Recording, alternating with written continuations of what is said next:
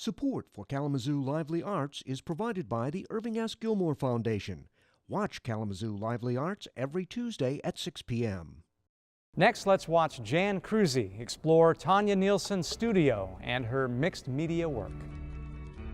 I was always the one in the family that knew how to draw. And we raised 5 children, and when the youngest one went to middle school, I said, I would love to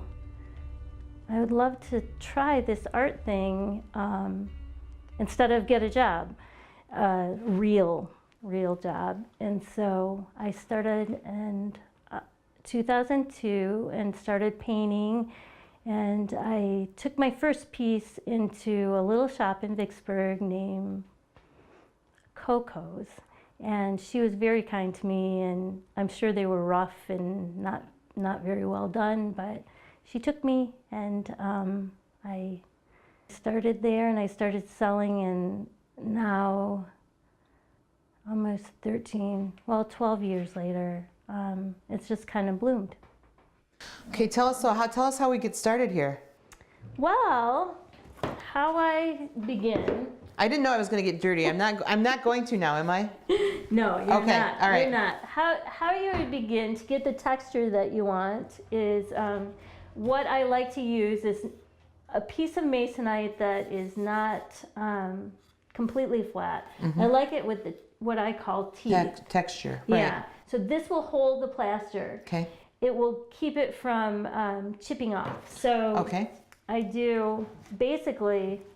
I just begin like that, and it is messy. It is messy. So it's like frosting a cake. And so I'll do a huge piece okay. until I get it completely covered. With plaster. With plaster, and then I begin the design. And now, does this have to dry first before you start the design? No. It's wet? Yes. Okay. It's wet.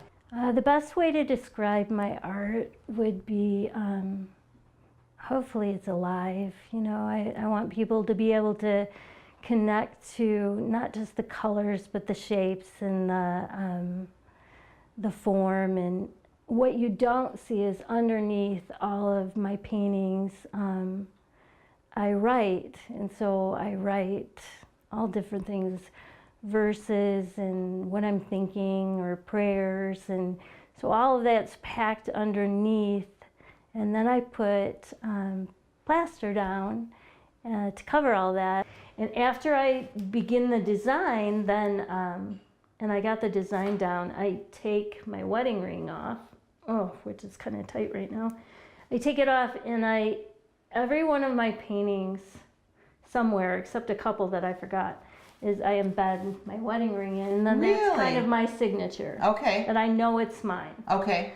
And so that's really the simple process. Then this dries completely 24 to 36 hours. Okay. Once the design's in, and then I paint. So when you start painting, this is all covered with the plaster, and it's totally dry. Yes. Okay, and then you start with color. I do, and it's kind of a process that I've developed over time, which is I try and go dark to light, but it doesn't always necessarily work that way. Sure. And I just take pieces, and it develops over time. Sometimes it's real quick, and sometimes it's slow. Back in September of 2010, I really wanted to be in the art prize. I had went to the art prize, and I walked around, and I thought, I don't want to just go to the art prize. I want to be in the art prize. We made it in a barn on 34th Street. It was my husband's aunt's house, and she graciously gave up the space, and the grandkids would come over there and play inside it. And so it was really a family effort. I put all the clocks on myself just because I, as an artist, wanted them a certain way, except for the inside of one of my daughters helped me, and she did a great job. Now, how easy is this to do, actually? I mean, it seems like it's a little stiff. I mean, it's not. It is. It's kind of like, it's not, you take the plaster and you put it on the board and you're done. It really takes I can feel that it really takes some effort, you know, to do this and to make sure it's, you know, covers the piece and it's covered and it's pliable. If I was doing an 8x10, you know, this could take hours. No, well, you're limited by the drying time. So you have workable time, maybe an hour. This is pliable for an hour and then it turns hard? It will begin getting hard and then you can't really change it. So if you mess up, it's kind of permanent. Unless you scrape the whole thing off and start it over. But, right. Okay, so it is kind of permanent. Yeah. So if once you do this is really a no-brainer because all you're doing is putting plaster on this board. So this is really like if you want to get out your frustrations or if you've had a bad day and you're really working hard, you know, you can get this covered, but you have to do it within the hour because otherwise it'll be dry. Right. Okay. An artist friend of mine in Vicksburg that did art for Kalamazoo Gazette, I mean, he did animals, but he told me once after I'd sold like 130 in 1 year, he said, do you know in my whole career I've only sold 5 pieces? And I said, it really left me jaw dropped because I didn't realize I was doing so well. I didn't realize. I just thought, oh, this is normal, everybody does this. So it's a grace from God. He's been kind to me.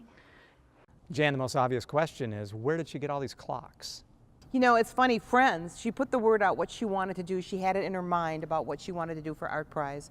And so she put the word out to Friends. Friends collected clocks. We have a mutual friend who knew 2 retirees who said, we have like 70 clocks in our basement. You can have them.